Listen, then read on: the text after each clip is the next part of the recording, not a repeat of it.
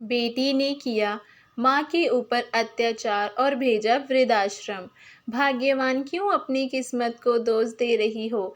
अरे कितने माँ बाप हैं जिनके साथ उनके बच्चों ने ऐसा व्यवहार किया कि वे दर दर की ठोकरें खा रहे हैं, और तुम हो कि बच्चों के लिए रो रही हो। भगवान ने हमें औलाद नहीं दी तो कुछ सोचकर हमारा नसीब लिखा होगा। क्यों उसके लिखे हुए फैसले पर सवाल उठा रही हो? कैलाश बाबू अपनी पत्नी उमा से कहते हैं। उमा जी रोते हुए बोली, काली सिहाई से मेरी किस्मत लिखने की क्या ज़रूरत थी? किसी के घर में 4-5 बच्चे और मेरी गोद सूनी, क्यों भगवान ऐसी नाइंसाफ़ी करते हैं? जब रास्ते पर चलते भूखे बच्चों को देखती हूँ तो खुद को पूछती हूँ, क्या मैं औरत हूँ? सब कुछ होते हुए भी मैं माँ नहीं बन सकती, और जिसके पास बच्चों का पेट भरने के लिए भी पैसा नहीं, उसे भगवान ने माँ बनने का सुख दिया है। कैलाश बाबू बोले, 10 साल हो गए हैं तुम्हें एक ही बात को समझाते समझाते। अब मेरे में हिम्मत नहीं कि तुम्हें और समझा सकूं। अब रोना चाहती हो तो मैं क्या कर सकता हूँ? जब मन हल्का हो जाए तो खाना खा लेना, मैं दुकान से होकर आता हूँ। इतना कहकर वे अपनी दुकान पर चले गए। कैलाश बाबू की चौराहे पर एक कपड़े की दुकान थी, उसी से उनका घर बार चलता था। उनकी कोई औलाद नहीं थी, जिसके कारण उनकी पत्नी उमा हमेशा दुखी रहती थीं। दोनों पति पत्नी ने बहुत इलाज करवाया, पर उनका कोई नतीजा नहीं निकला। एक रोज़ उमा की कोई दूर की रिश्तेदार घूमते फिरते उनके घर आए। बातों बातों में उसने कहा कि मेरी नंद को 2 लड़की थीं, बेटा नहीं था और संपत्ति अपार है। वही उसकी बहन को 4-4 बेटे हुए, पर खाने पर आफत। उसने अपनी बहन से कहा कि तुम मुझसे ही एक बेटा ले लो, बच्चे का भला भी हो जाएगा और मेरा बोझ भी हल्का हो जाएगा। उमा जी ने बड़ी उत्सुकता से पूछा, तो क्या बहन ने दे दिया? रिश्तेदार बोली, क्यों नहीं देंगे? अरे अपनी बहन का लड़का है तो मैं कहती हूँ, अगर अनाथ बच्चे को पाल पोस कर अगर हम अपने संस्कार देंगे तो क्या वे बच्चा हमारा नहीं होगा? आप भी किसी रिश्तेदार का बच्चा ले लो, और कोई ना दे तो किसी अनाथ आश्रम से ले लो। अरे कम से कम बुढ़ापे में पानी देने वाला तो मिलेगा। आप लोगों की उम्र होती जा रही है, अब क्या बुढ़ापे में बच्चे गोद लेंगे? खूब सारी बातें करके चाय पानी पी कर वे वापस चली गईं। उमा जी के दिमाग में वही बातें घूम रही थी। जब रात में कैलाश बाबू दुकान से घर आए, उमा बोली, एक बात कहूँ, मानेंगे? कैलाश बाबू बोले, तुम जानती हो मैं तुम्हारी कोई बात नहीं टालता, भले ही दुनिया की बात क्यों ना टाल दूँ।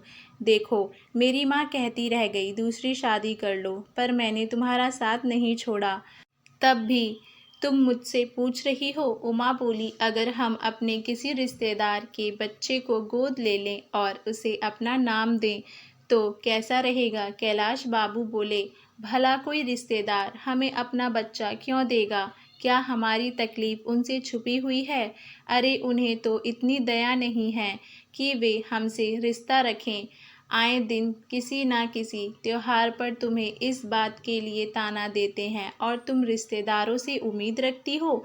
उमा बोली, एक बार बात करने में क्या हर्ज है? अगर कोई नहीं देगा तो आखिर में अनाथ आश्रम से बच्चे ले लेंगे और उसे अपना बना लेंगे। कैलाश बाबू बोले, मुझे नहीं लगता ये सही रहेगा। आजकल जब माँ बाप की तकलीफ़ देखता हूँ तो लगता है हम अकेले ही अच्छे हैं। ऐसा ना हो किसी गैर को अपना बनाओ और उसे धोखा खाओ, तब तो बहुत तकलीफ़ होगी। वे माँ अपनी ज़िद पर अड़ी रही। कैलाश बाबू को उनकी बात माननी पड़ी। आखिरकार उमा जी ने अपने सभी रिश्तेदारों से बात की, पर किसी ने बड़ा हृदय नहीं किया, बल्कि उन्हें 4 बात सुना दिया कि भगवान ने तुम्हें औलाद नहीं दिया तो हम अपनी औलाद तुम्हें क्यों दें। बेचारी उमा हार गईं और अनाथ आश्रम के दरवाजे पर पहुंची, और उन्होंने लड़का ना लेकर एक लड़की गोद ली, ताकि कैलाश बाबू की बात भी गलत साबित हो जाए। और लड़की तो माँ बाप के साथ बुरा कर नहीं सकती, पर होनी को कौन टाल सकता है। बेटा हो या बेटी, जब किस्मत खराब हो तो दोनों दगा दे जाते हैं। बच्चे का नाम उन्होंने कविता रख दिया और उसका लालन पोषण अच्छे तरीके से करने लगे। यहाँ तक कि उमा के पास कैलाश बाबू के लिए भी वक्त नहीं था। फिर भी वे खुश थे कि पत्नी अब खुश है। धीरे धीरे बच्ची बड़ी होने लगी, परंतु उमा जी के लाड़ प्यार के कारण वे बहुत ज़िद्दी होती जा रही थी। धीरे धीरे समय बीतने लगा। जैसे जैसे कविता बड़ी हो रही थी, वैसे वैसे कैलाश जी की भी उम्र बढ़ती जा रही थी।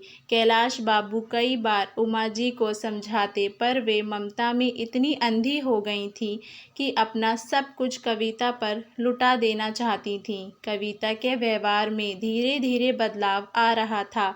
वे कुछ ना कुछ करके माँ से अपनी बात मनवाती और बातों को छिपाती थी। कैलाश जी की अनुभवी आंखों ने ना जाने क्या देखा। एक रोज़ वे कविता से बोले, कविता, अब तुम बड़ी हो गई हो, तुम्हारी माँ की भी उम्र हो रही है। तुम देखती हो वे दिन रात कितनी मेहनत करती है। अब तुम्हें उसका हाथ बटाना चाहिए। कल को तुम्हारी शादी होगी तो तुम्हें ससुराल में इतना आराम नहीं मिलेगा, वहाँ तुम्हें सब कुछ करना पड़ेगा। कविता बोली, बाबूजी, आप मेरे लिए ऐसा लड़का ढूंढना जो शादी के बाद मेरे साथ रह सके, तब तो मुझे कुछ काम नहीं करना पड़ेगा। उसके जवाब से कैलाश बाबू हैरान थे कि उसे अपनी माँ की चिंता नहीं है, बस अपने सुख की चिंता है। एक रोज़ कैलाश बाबू उमा जी से बोले, तुमने भरपूर ममता कविता को दी, अच्छे संस्कार देने की कोशिश कर रही हो, परंतु जब किस्मत खराब हो अपने भी पराये बन जाते हैं। फिर परायों से उम्मीद करना कहीं गलत ना साबित हो जाए। उमा जी ने उनसे संदेह का कारण पूछा। कैलाश बाबू ने पूरी बात बताई तो उमा जी बोली, अभी बच्ची है। कैलाश बाबू बोले, इतनी भी बच्ची नहीं है कि अपनी माँ की तकलीफ़ और जिम्मेदारी ना समझे।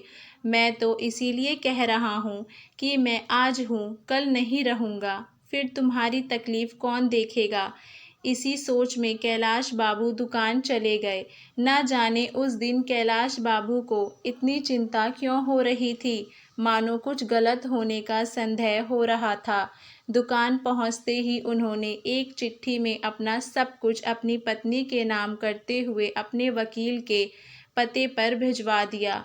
उनका स्वास्थ्य ठीक नहीं लग रहा था, तो वे वापस घर आ रहे थे। रास्ते में ही अचानक उन्हें चक्कर आने लगा और चलती हुई गाड़ी से वे गिर पड़े और वहीं उनकी मृत्यु हो गई।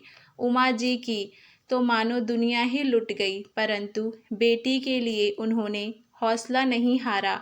बेटी की पढ़ाई में तकलीफ ना हो, इसीलिए उमा जी ने दुकान संभाला और पूरे दिन घर और बाहर मेहनत करती रहती, परंतु कविता के व्यवहार में कोई बदलाव नहीं आया। समय बीता, दुखियों पर धूल की चादर ने जगह ले ली। अब कविता भी शादी के लायक हो गई थी। उसने अपनी माँ को दीपक नाम के एक लड़के से मिलवाया और बोला, माँ, मैं इससे शादी करना चाहती हूँ। पता है इसके माता पिता नहीं हैं, आपको बेटी के साथ एक बेटा भी मिल जाएगा। माँ ने कविता को बहुत समझाया, परंतु कविता अपनी जिद पर अड़ी रही। आखिरकार उमा जी को हाँ करनी ही पड़ी और फिर शादी हो गई।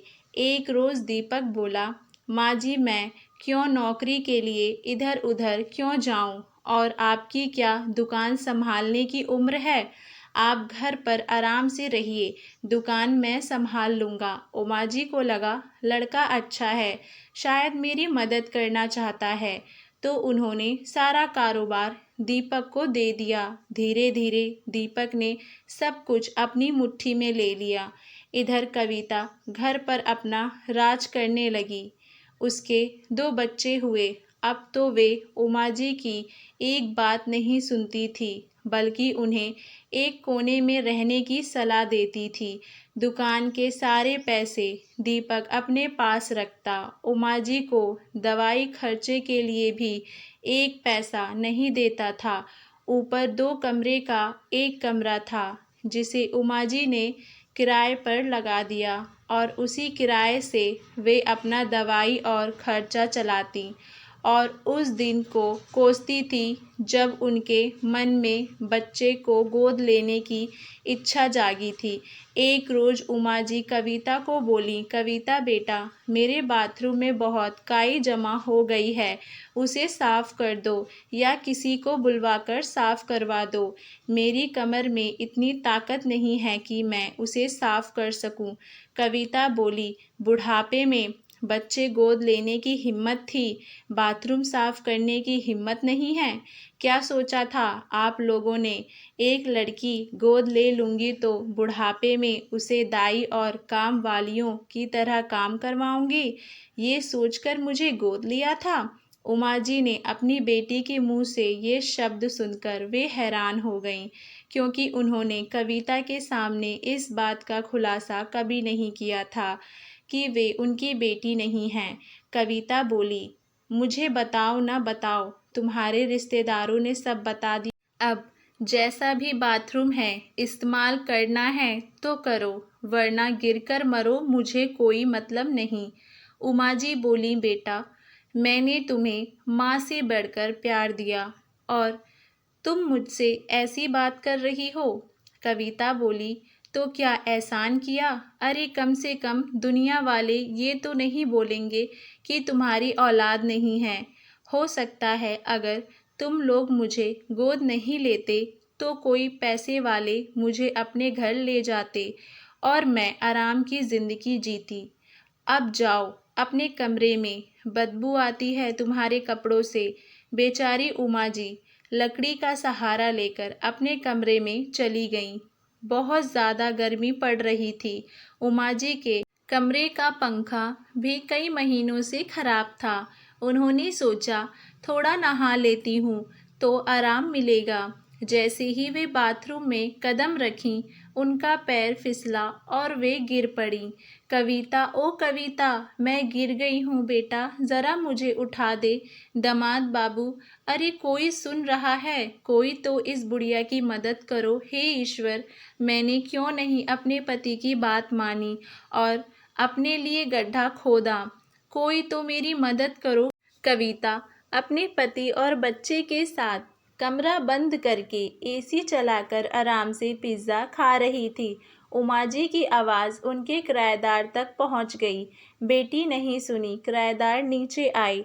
उमा जी की ऐसी हालत देखकर उन्होंने उसे उठाया, कमरे में बैठाया। कमरे से बहुत बदबू आ रही थी। किराएदार कविता के पास गए और बोले, आप लोग यहाँ कमरा बंद करके बैठे हो, वहाँ आपकी माँ बाथरूम में पड़ी दर्द से कर्रा रही हैं और आपको खबर तक नहीं है। दीपक किराएदार को आंखें दिखाते हुए बोला, मेरी सास है, हम उन्हें देख लेंगे, जाओ। तुम और ज़्यादा बोला तो घर खाली करवा दूंगा। किराएदार बोला, अब तो इस घर में रहने की भी इच्छा नहीं है। अगले महीने तुम लोगों के कहने से पहले हम इस घर को खाली कर देंगे। इतना कहकर वो चले गए। कविता और दीपक उमा जी के कमरे में गए, उन्हें खूब डांटा। बेचारी उमा जी रोते हुए बोली, बेटा, मैं कब से तुम्हें आवाज़ लगा रही थी, कम से कम मेरा बिस्तर और मेरे कपड़े बदल दो, वरना मुझे ठंड लग जाएगी। कविता बोली, दुनिया में कितने बूढ़े लोग मरते हैं, पर मेरे सर का बोझ कम नहीं होता। इतना कहते हुए उसने जोर से उमा जी का हाथ पटका और दूसरी तरफ करते हुए चादर हटा दी। रात में दीपक कविता से बोला, आखिर कब तक हम ये सब झेलते रहेंगे? कविता बोली, मुझे क्या ये अच्छा लग रहा है? ये मेरी कोई माँ वा नहीं है। क्या तुम्हारे पास कोई और उपाय है? दीपक बोला, क्यों ना हम इन्हें किसी वृद्ध आश्रम के बाहर छोड़ देते हैं। वहाँ इनके जैसे कितने बूढ़े बूढ़े होते हैं। डॉक्टर से दिखाने के बहाने माँ को वृद्ध आश्रम में छोड़कर आएंगे। अगले दिन शाम में कविता बोली, माँ चलो, तुम्हें डॉक्टर से दिखा देते हैं। कल गिरी हो, कहीं अंदरूनी चोट तो नहीं लगी है? उमा जी हैरान हो गईं। उन्हें लगा कि आखिर उनकी ममता जीत गई तो बेटी को भी माँ का ख्याल आया होगा। यही सोचकर वे उनके साथ चली गईं। वृद्ध आश्रम के बाहर लगी ब्रेंच पर उमा जी को बैठा दिया और कविता बोली, माँ, ये कुछ पैसे अपने पास रखो, तब तक हम दूसरे डॉक्टर से सलाह मशवरा करते हैं। अगर हमारे आने से पहले डॉक्टर आ गए तो दिखा लेना। इतना कहकर दोनों मुस्कुराते हुए चले गए। करीब आधे घंटे बाद वहाँ एक बुजुर्ग व्यक्ति आए और बोले, बहन जी, आप कब से यहाँ बैठे हैं? उमा जी बोली, क्या आप डॉक्टर हो? मेरी बेटी ने कहा था डॉक्टर आएगा, इलाज करा लेना, पर कितनी देर से बैठी हूँ, यहाँ तो कोई नहीं दिख रहा है। वे बोले, मैं राम नारायण हूँ और आप किसी अस्पताल में नहीं बल्कि वृद्ध आश्रम में हैं। इतना सुनते ही उमा जी रोने लगीं। फिर उन्होंने सारी बात बताई। राम नारायण बाबू बोले, इसमें आपका कोई दोष नहीं। आपने तो किसी अनाथ को अपने घर में जगह दी और उसे भरपूर प्यार दिया, उसे अपना बनाने की कोशिश की। जिसे बेटी बनाकर आप अपने घर लेकर आईं, उसी ने आपको धोखा दिया। जब किस्मत खराब होती है तो अपने हो या पराए, सब अपना असली रंग दिखाते हैं। चलिए, अब आपका यही घर है। शुरू के एक हफ्ते उमा जी का रोते रोते बीता। डॉक्टरों ने उनका इलाज किया। जब अपने जैसे दुखियारों को वे देखने लगी तो उनको अपना दुख कम लगने लगा। रामनारायण बाबू एक रोज़ उमा जी को अनाथ आश्रम लेकर गए और बोले, देखिए, इन आबोध बच्चों का क्या दोष है? सब कहते हैं लालन पालन से व्यवहार और मानसिकता बदलती है, परंतु जो आपके साथ हुआ, ये सोचकर क्या आप इन बच्चों से नफरत करेंगी? उमा जी बोली, नहीं नहीं, इनमें इन आबोध बालकों की क्या गलती है? मैं तो ये कहती हूँ, मेरी बेटी भी गलत नहीं है। मैंने प्यार तो दिया, पर अच्छे बुरे का फ़र्क बताना ही भूल गई। सही कहते थे मेरे पति, जब किस्मत खराब हो तो बेटा हो या बेटी, धोखा कोई भी दे सकता है।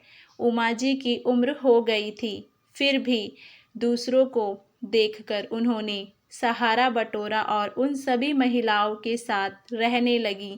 एक रोज़ राम नारायण बाबू से मदद मांगकर उन्होंने वकील से अपने आप बीती सुनाई। करीब 1 महीने बाद कविता के घर पर पुलिस के साथ उमा जी आईं। उमा जी को देखकर कविता और दीपक के होश उड़ गए। उमा जी ने एक शब्द नहीं कहा, बस चुपचाप अपने कमरे में गईं, अपने पति की तस्वीर ली और उनकी पुरानी अलमारी में एक छोटा सा सिंदूक था जिसमें घर और दुकान के कागजात थे, जिसके बारे में बस उमा जी और कैलाश बाबू को ही पता था। उसे लेकर वे वापस वृद्ध आश्रम चली गईं। उनके जाते ही महिला पुलिसकर्मी ने कविता को डंडे थप्पड़ मार मार के लाल कर दिया। वहीं दीपक की भी खूब खातिरदारी हुई और सारा सामान घर से निकाल कर फेंक दिया। दीपक और कविता अपने बच्चों के साथ दर दर भटकने लगे। उमा जी से माफ़ी मांगने गए, पर उमा जी ने उनसे मिलने से इनकार कर दिया, ये कहकर कि मेरी कोई औलाद नहीं है। अपनी सारी संपत्ति बेच दी और सारे पैसे आश्रम को दे दिए ताकि जब तक वहाँ रहें किसी पर बोझ बनकर ना रहें। आशा करती हूँ आप सभी लोगों को हमारी ये कहानी पसंद आई होगी। आप लोगों की इस कहानी को लेकर क्या राय है, आप लोग हमें नीचे कमेंट बॉक्स में ज़रूर बताइएगा और हमारे चैनल वाणी वॉइस को लाइक शेयर सब्सक्राइब करना भी ना भूलें।